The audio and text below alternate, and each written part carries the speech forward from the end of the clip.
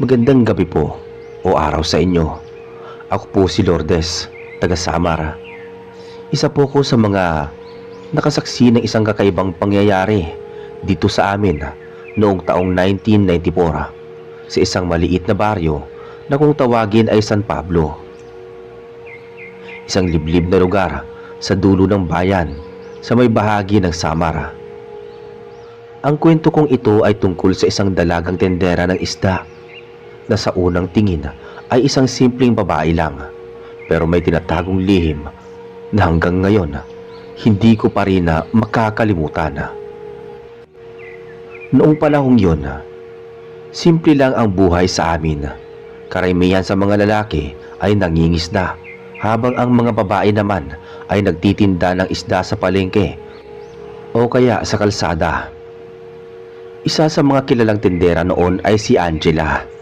Dalaga pa siya, mga 21 o 22 taong gulang. Tahimik, mahinhin at laging nakangiti. Kung makikita mo siya, iisipin mong isa lang siyang ordinaryong babae. Pero may kakaiba talaga sa mga mata niya. Parang laging matalim ang tingin, lalo na kapag gabi. Araw-araw makikita si Angela sa tabi ng kalsada. May maliit na mesa at palanggana ng mga isdang bagong huli. Madalas siyang kasabay ni Jerry at Noel, dalawang magkaibigan na mga kabataang mangingisda. Si Lucas naman, pinsan ni Jerry, ay madalas ding sumasama sa kanila kapag nagbebenta ng huli nilang isda. Magkakaibigan silang apat dahil sa pagiging magaan ni Angela sa pakikitungo. Mabilis siyang nakapalagayang loob ng tatlo. Pero kahit ganon, may mga bagay silang napapansin na hindi nila mapaliwanag. Isang gabi, pagkatapos ng isang araw ng pagtitinda, nagkayayaan sina Jerry at Noel at Lucas na mag-inuman sa tabing dagat. Niyaya din nila si Angela, pero tumanggi ito. "Hindi ako pwedeng sumama. May asikasuhin lang ako mamayang gabi," sabi ni Angela sabay ngiti. Pinilit pa siya ni Noel. "Ano ba yung asikasuhin mo? Gabi na oh. Baka nobyo mo yan ha?" Sabay tawa nito. Ngumiti lang si Angela pero may kakaibang ngiti iyon. Parang may tinatago.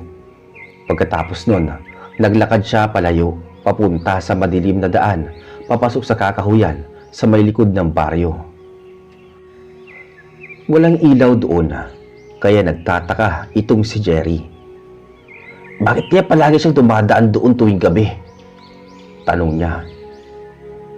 Ewan ko, pero sabi ni Aling Sean, nakita daw niya minsan si Angela na galing sa may sapa, bandang hating gabi. May dalang basang palanggana. Basang palanggana? Bakit naman? Hindi niya raw alam pero sabi niya parang may dugo. Nagkatinginan silang tatlo. Natawa si Noela. Baka naman nasugatan. O kaya may tinapon lang na isda. Wala yan. Pero kahit pa sabihing biro lang yun, hindi na nawala sa isip ni Jerry ang nakita niyang paglalakad ni Angela sa dilim. At nang gabing yon ding mismo, may kakaibang nangyari. Bandang 12:00 ng gabi, habang naglalakad pa uwi si Lucas galing sa bahay ng kanyang pinsan, may narinig siyang sigaw galing sa direksyon ng sapa. Isang matinis na sigaw ng babae, pero hindi normal, parang halong iyak at halakhak. Napahinto siya dahil mausisa. Sumilip siya sa may likod ng mga punong saging.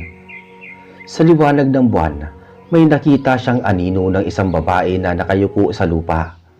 Daan-daan siyang lumapit at doon niya nakita si Angela. Naka-squat sa tabi ng patay na baboy. Kinakain ito ang laman ng hayop gamit ang sariling kamay. Napatakip ng bibig si Lucas.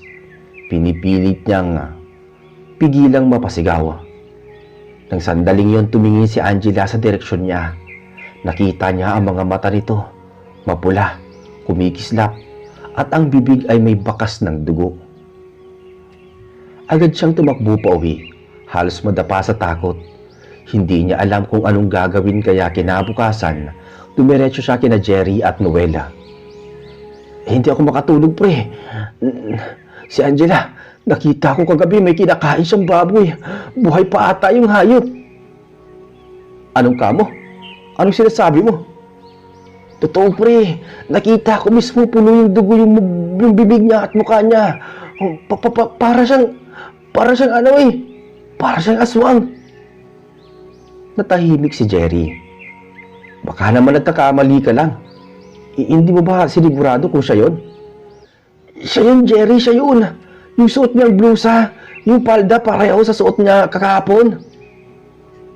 Halos mabulol-bulol nitong sabi. Hindi na nakasagot si Jerry. Simula noon, nag-iba na ang tingin nila kay Angela. Pero kinabukasan, parang walang nangyari.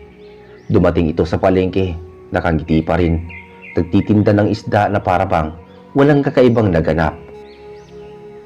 Lumipas ang ilang araw. Napansin ni Jerry na palaging tumatambay si Angela malapit sa pwesto niya. Jerry, gusto mo bang tulungan kitang maglinis ng lambat? Tanong nito minsan sabay ngiti. Medyo naiilang si Jerry pero pumayag na rin. Habang naglilinis sila, napansin niya ang mga kuko ni Angela. Mahahaba, matutulis, parang kuko ng hayop.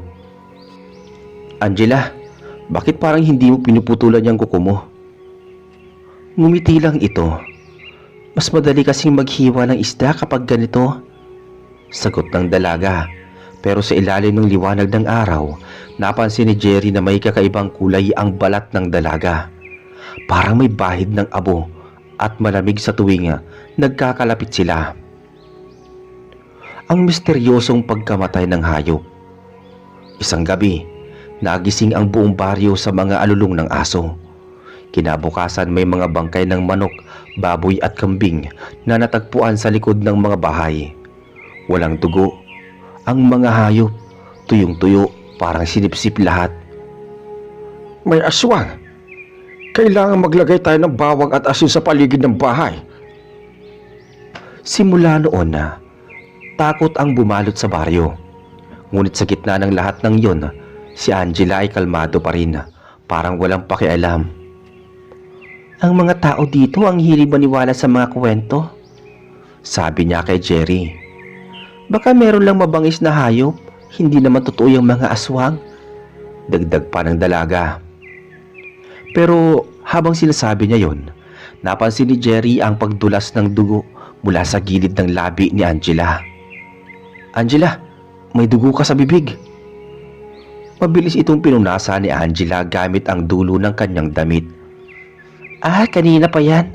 Nasugatan ako habang nagbubukas ng isda. Pero alam ni Jerry, hindi iyon dugo ng isda. Ilang araw lang ang lumipas. Hindi na nagpakita si Noel. Huling nakita siyang buhay ay noong gabing nag-iisa siyang umuwi galing sa bahay ni Jerry.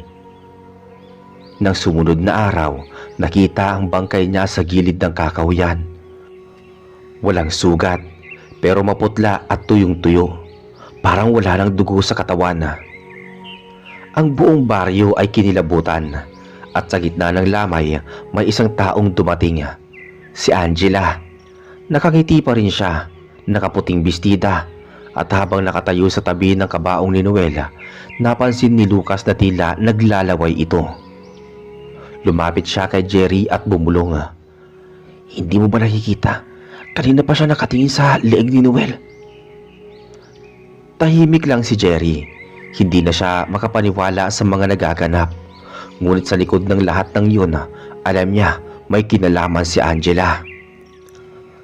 Nang matapos ang libing ni Noel, hindi na naging pare-pareho ang takbo ng buhay sa baryo. Lahat ng tao may takot, lalo sa tuwing sasapit na ang gabi. Ang mga bata pinapauwi bago lumubog ang araw, at ang mga lalaki ay laging may dalang bolo o itak kahit pa simpleng pag-ihi sa likod ng bahay. Ako mismo, hindi na rin mapakali kasi ilang araw matapos mamatay si Noel, may mga bagong kwento na naman. May alagang baboy raw ang biglang naglaho at may nakita na lamang na anino sa may sapa. Si Jerry halos hindi na kumakain. Naisip ko, kung si Angela talaga ang may gawa ng lahat ng to, kailangan may paraan para mapatunayan. Sabi ni Jerry sa akin noon. Tahimik lang ako.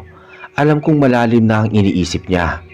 Mula nang mamatay si Noel, palaging nagmamasid si Jerry sa bawat kilos ni Angela. Kapag dumaraan ito sa kalsada, sinusundan niya ng tingin. Kapag bumibili sa tindahan, pinagmamasdan niya kung anong oras umaalis. Isang gabi, kinausap niya si Lucas. Pre, kailangan nating alamin ang totoo. Hindi pwedeng puro hinala lang. Teka, anong plano mo? Simple lang, sundan natin siya mamayang gabi. Tuwing alas 10 umaalis yan, di ba? Tumango si Lucas. Sige, pero kailangan natin mag-ingat. Kung totoo yung iniisip mo, delikado yan. Sagot ni Lucas. Nang gabing yun, madilim at walang buwan. Ang mga alitap-tap lang ang ilaw sa paligid ng kakahuyan. Nakita nilang pumasok ito sa daan papunta sa may sapa. May dala itong sako at isang basang palanggana. Pre, yun na yun. Bulong ni Lucas. Nakakubli sila sa likod ng mga puno. Pagdating ni Angela sa tabi ng sapa, ibinaba niya ang dala. Saka umupo. Maya-maya, nagsimulang lumamlam ang paligid. Parang humina ang hangin at may amoy na kakaiba. Parang nabubulok na karne. Lumapit si Angela sa tubig at nagsimulang humuni ng mahina. Parang may inaawit na dasal. Unti-unting nagbago ang kanyang muka. Ang mga mata niya ay naging mapula at ang mga kuko lalong humaba. Napatakip ng bibig si Lucas pero hindi niya napigilang gumawa ng ingay. Napalingon si Angela. May tao, sabi niya sa malamig na tinig. Mabilis silang umatras pero nahuli pa rin sila ng tingin nito. Jerry? Sabi ni Angela at kahit sa dilim, malinaw ang ngiti niya. Matulis, puno ng dugo. Tumakbo silang dalawa, halos magkasabay ang tibok ng puso at tiyapak. Hindi na sila lumingon. Nang makarating sila sa kalsada, hingal na hingal si Jerry. Totoo nga, Lucas, aswang siya. Kinabukasan, ibinalita nila sa mga matatanda ang nakita nila. Si Kapitan Tomas, isang matandang lider ng baryo, hindi agad naniwala. Kung totoo man yan, kailangan natin maganda. Maglagay ng bawang sa paligid. Pag-usap tayo mamayang gabi. Ang buong baryo ay nagkandatakbuhan para maghanda ng mga bawang, asin at mga buntot pagi na sinasabing panlaban sa mga aswang.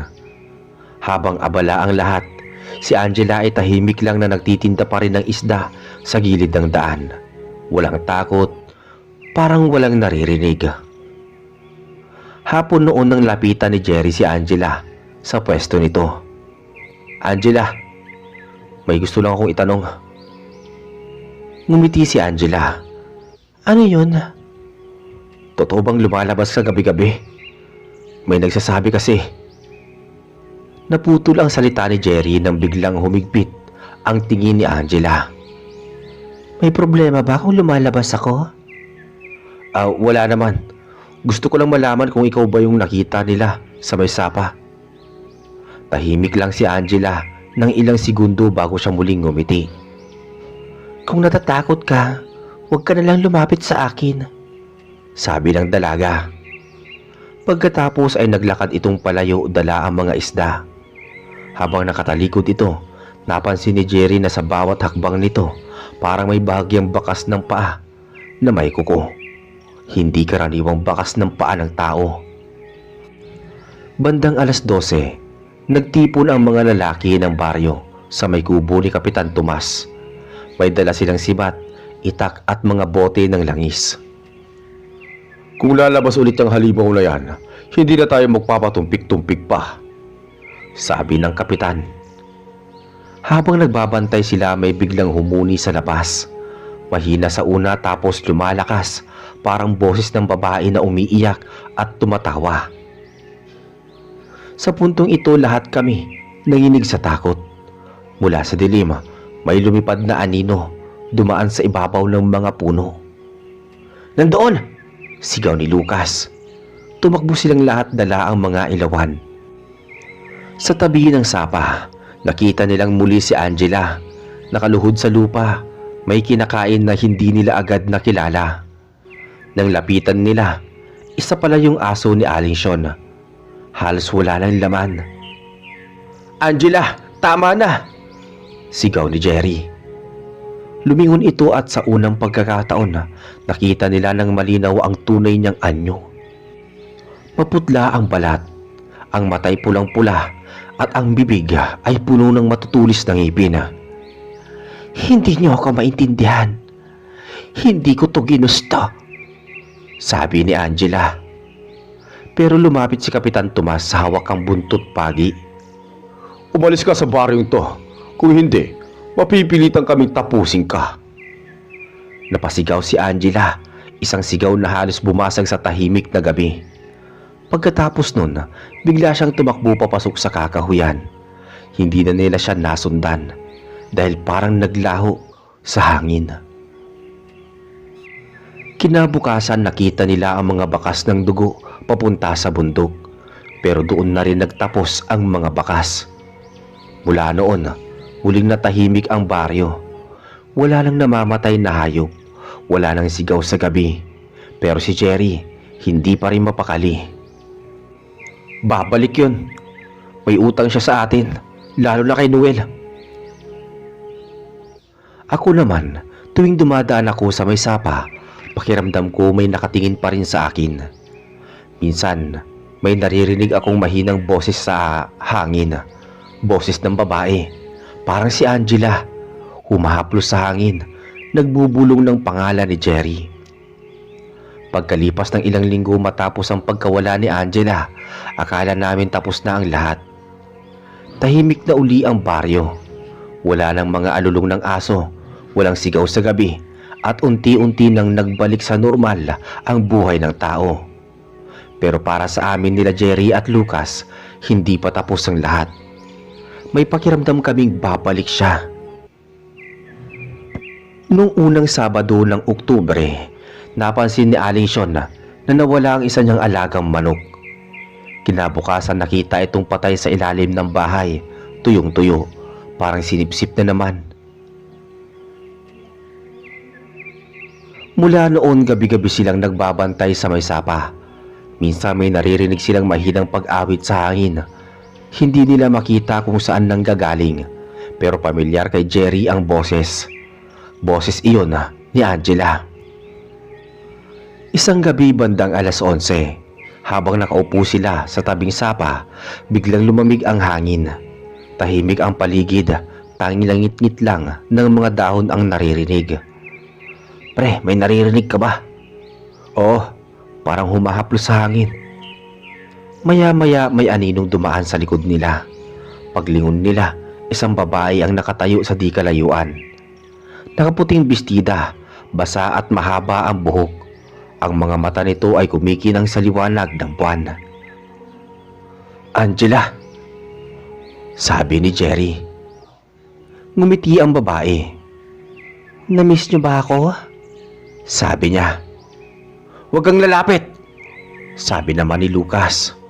Ngunit patuloy itong naglakad, mabagal parang walang bigat sa mga paa.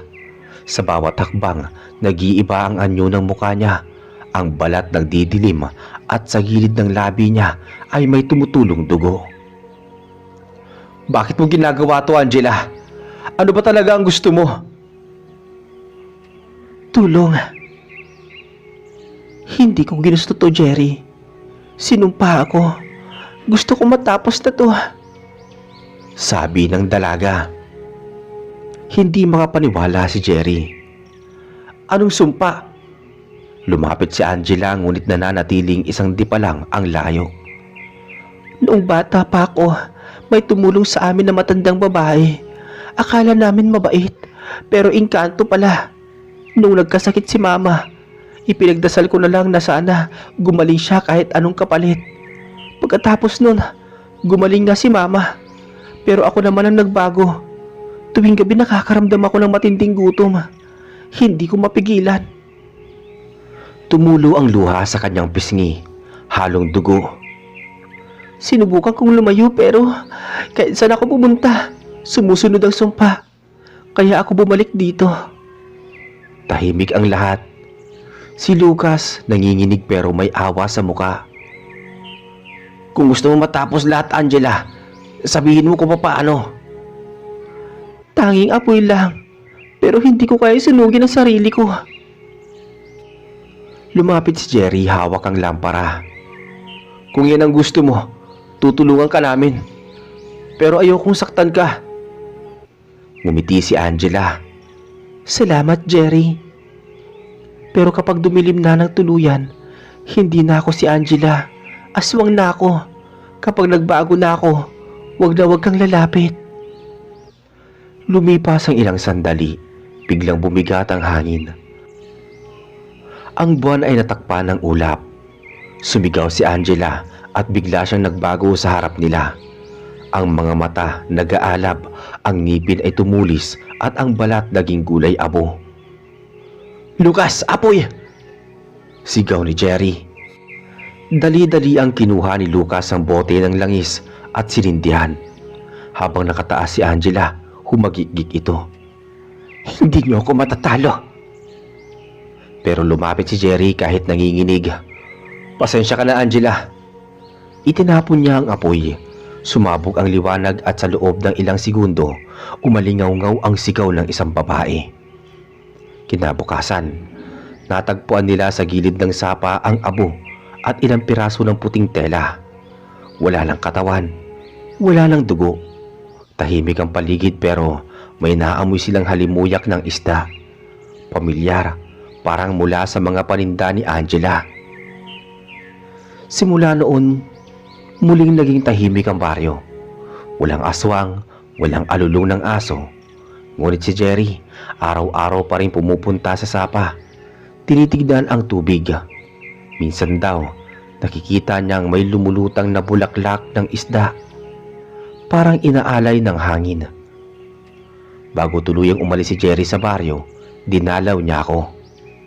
Kapag may narinig kang humahaplos na boses sa gabi, huwag kang matakot. Baka si Angela yon, nagpapasalamat. Sabi ni Jerry. Pagkatapos noon, hindi ko na siya muling nakita. Hanggang ngayon, kapag may bumabagtas na malamig na simoy ng hangin tuwing gabi, minsan may naririnig akong mahina, isang boses na bumubulong ng pangalan ni Jerry. Pagkaraan ng ilang buwan matapos ang insidenteng iyon, halos nakalimutan na ng mga taga-baryo si Angela. Tahimik na ulit ang baryo. Nang bumalik ang mga bangka sa laot, parang nagbalik din ang sigla ng mga tao. Pero kay Jerry, hindi pa rin payapa ang gabi. Tuwing dumadaan siya sa sapa, nararamdaman pa rin niya yung bigat sa hangin. Parang may nakatingin sa kanya mula sa ilalim ng tubig. Isang gabi habang umuulan ng mahina, narinig niyang parang may tumatawag sa labas. Mahina lang yun pero malinaw. Napahinto siya sa paglalatag ng lambat. Wala namang ibang tao sa paligid. Lumabas siya, bitbit ang lampara. Sa may dulo ng bakuran sa tabi ng puno ng saging, may bakas ng basang paa. Maliit parang babae. Sumunod siya sa bakas hanggang sa may sapa. Pagdating doon, may nakita siyang kumikislap sa tubig. Isang piraso ng puting tela, sinunog sa gilid pero may natirang sulat na mahirap basahin. Napatras siya na palunok. Tumakbo siya kina Lucas. Pre, bumalik siya, hingal na sabi ni Jerry. Napakunot noo si Lucas. Paano mo nasabi? May iniwan siyang tela sa may sapa eh. May sulat pa. Baka naman hangin lang yun. Hindi pre, yung boses niya naririnig ko eh. Tahimik silang dalawa. Si Lucas bagamat hindi naniniwala sa una, Alam niyang hindi si Jerry yung tipong mag-iimbento ng kwento. Nag-ayos siya ng mga gamit, kinuha ang kanyang bolo. Kung totoo yan, kailangan natin maganda. Hindi na tayo pwedeng magbigla. Kinagabihan pumunta silang dalawa sa kubo ni Kapitan Tomas. Kap, may kakaiba na naman sa may sapa eh, sabi ni Jerry. Nag-ayos ng upo ang kapitan. Wala na dapat yan. Hindi ba't sinunog nyo na yung bangkay? Wala kami nakitang bangkay, sabi ni Lucas. Abo lang yung nakita namin eh. Tumahimik ang matanda. Kapag hindi tuloy na nasunog ang laman, maaaring may natirang bahagi. Kapag may natira, buhay pa yon, sabi ng kapitan. Dalawang gabi lang ang lumipas, muling nag-ingay ang mga aso. Tahol ng tahol hanggang sa madaling araw. Nang silipin ng mga tao, may mga aninong gumagalaw sa may kakahuyan. Kinabukasan, may nakita silang bakas ng dugo sa may pader ng kapilya. Isang babae na madalas magdasal tuwing hapon ang unang nakakita. Jerry, Lucas, may dugo dito sa likod ng simbahan. Nilapitan nila at nakita nga mga patak na parang hila papunta sa kakahuyan. Baka hype lang yan. Pero ramdam nilang lahat na hindi ito ordinaryo. Pag uwi nila, narinig ulit nila ang boses mula sa labas. Jerry, tulungan mo ko. Napaiktad siya. Hindi iyon boses ng multo na nakakatakot. Malungkot, parang humihingi ng awa. Dumating ang isang malakas na bagyo kinabukasan. Halos kalahating baryo ang binaha at natanggal ang bubong ng mga bahay. Sa gitna ng ulan, pumunta si Jerry sa sapa para tignan kung tataas ang tubig. Parang nagliliwanag ang kidlat. Nakita niya ang anyo ng babae sa kabila, basang-basa, nakatayo, nakatingin sa kanya. Angela! Tawag niya, pero tinig ng hangin lang ang sinagot siya. Pag uwi niya, sinabihan niya si Lucas. Pre, kung patuloy kang lalapit sa may lugar na yon, baka ikaw ang isusunod niya. Hindi ko siya kaya pabayaan, Lucas eh. Kung may paraan para tuluyan siya mapatahimik, kailangan kong hanapin. Pagkalipas ng ilang araw, humupa ang ulan. Habang nililinis nila ang paligid, may natagpuan ng isang babaeng kakaibang bato sa ilalim ng sapa. Itim bilog, parang may ukit ng muka. Dinala niya ito kay Kapitan Tomas. Kap, baka ito yung dahilan kung bakit hindi siya matahimik. Aba, hindi ito ordinaryong bato. Ginagamit ito ng mga nilalang para manatili ang kaluluwa sa lupa. Pinatawag si Jerry. Kung gusto mong matapos ang sumpa, ibalik mo to sa lugar kung saan nagsimula ang pagbabago. Sa may sapa ba yun, Kap? Hindi. Sa tuktok ng bundok sa likod ng gubat. Doon daw tumira ang matandang engkanto na nagbigay ng sumpa kay Angela. Kinabukasan, maaga silang umalis. Si Jerry, Lucas at ang isa pang babae. Bitbit nila ang bato, bawang at langis. Habang paakyat, palalim ng palalim ang gubat. Walang ibon, walang kuliglig, tanging mga yabag lang nila. Parang ayaw tayong paakyatin, sabi ng kasama nilang babae. Baka nga, pero kailangan nating tapusin to, sabi naman ni Lucas. Pagdating nila sa tuktok, may nakita na silang lumang kubo na halos gibana. Sa harap nito may bilog na bato at mga lumang simbolo sa lupa. Ibinaba ni Jerry ang itim na bato. Paglabag niya, biglang humangin ng malakas. Lumamlam ang langit at may narinig silang halakhak ng babae. Bakit niyo ako dinala rito? Nasa likod nila si Angela. Nakatayo, may apoy sa mga mata. Angela! Gusto ko namin mapalaya. Mapalaya? Hindi niyo alam ang ginagawa ninyo, sabi ni Angela. Sumugod si Angela pero hinarang siya ni Lucas gamit ang buntot pagi. Hindi mo kami malilinlang. Sumigaw ang dalaga sabay tinamaan ng apoy na galing sa bato. Umuga ang lupa. Agnes, buhusan mo ng langis! Utos ni Jerry. Tinapon ni Agnes ang langis sa bato at nagliyab ito. Sumigaw si Angela. Unti-unting nagbago ang anyo. Ang balat niya ay natutunaw at ang mga mata naglaho. Salamat, bulong niya bago tuluyang naging abo. Nang matapos ang lahat, biglang lumiwanag ang paligid. Ang hangin ay bumalik sa normal at ang mga ibon muling nag-awitan. Kinuha ni Jerry ang natirang abo at tinapon sa sapa. Pahinga ka na, Angela, mahinang sabi niya. Pagbalik nila sa baryo, napansin nilang tila gumaan ang paligid. Wala nang malamig na simoy tuwing gabi. Ang mga aso tahimik at ang mga tao muling nagkumpiyansa. Ngunit si Jerry, kahit papaano, hindi makalimot. Minsan, kapag nagtitinda siya ng isda sa palengke, may mga lalapit na langaw tapos biglang nawawala. Sabi ni Agnes, baka binabantayan ka pa rin nila.